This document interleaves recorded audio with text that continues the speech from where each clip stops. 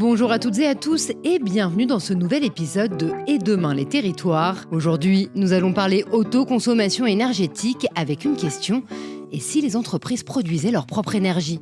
En effet, à l'heure où nous traversons une crise énergétique conséquente qui voit s'envoler les prix de l'électricité et du gaz, de plus en plus d'entreprises se tournent vers l'autoconsommation. On écoute Laetitia Brottier, cofondatrice de Dualsun, David Laurent, responsable de la transformation écologique au sein de l'EPE, et Julien Tchernia, cofondateur d'Equateur, le premier fournisseur d'énergie verte indépendante en France. En 2017, il y avait moins de 1% des installations solaires qui étaient faites en autoconsommation sur le segment des entreprises. Aujourd'hui, c'est un quart. Et ça s'accélère vraiment fortement. En 2024, la tendance est à doubler par rapport à 2023.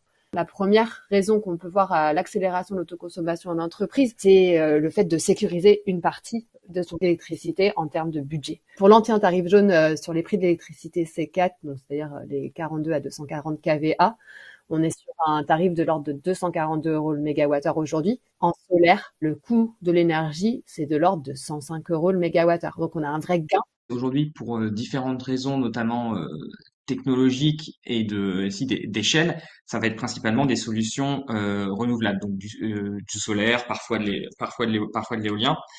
Et ces solutions, en fait, elles sont pas forcément compatibles avec les grosses puissances qui vont être requises pour l'industrie lourde. Donc c'est pas la martingale, l'autoconsommation. À Fos-sur-Mer, on a un giga projet d'usine de traitement du fer par l'hydrogène, donc pour faire du fer bas carbone, de l'acier bas carbone.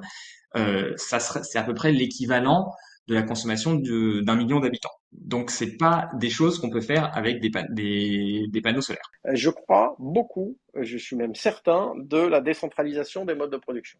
Ça, c'est une certitude. Pourquoi j'en suis certain déjà? C'est parce qu'aujourd'hui, les coûts de production du solaire, par exemple, sont entre 3 et 6 fois moins chers que les coûts de production du futur EPR. Donc c'est très, très, très rentable, le solaire. Il y a encore un problème de stockage, etc., mais c'est très rentable. Donc ça veut dire qu'on va pouvoir assez facilement, et avec un bon retour sur investissement, couvrir toutes les zones qu'on peut couvrir. Avec, par exemple, la loi sur les parkings, voilà, rien que ça fait pas mal d'énergie. Et donc, si vous avez chaque endroit comme ça, chaque îlot qui peut produire, vous avez une production décentralisée qui sera complétée par quelques gros centres de production qui, eux, seront gérés par des professionnels avec peut-être encore des centrales nucléaires, des gros parcs éoliens, l'éolien en mer. Et c'est la somme de tout ça qui va bouger. Retrouvez l'épisode en intégralité sur toutes vos plateformes d'écoute. Et demain, les territoires, CIC Banque privée du dirigeant d'entreprise, explore les grands enjeux d'avenir au prisme des territoires, en partenariat avec Uzbek Erika.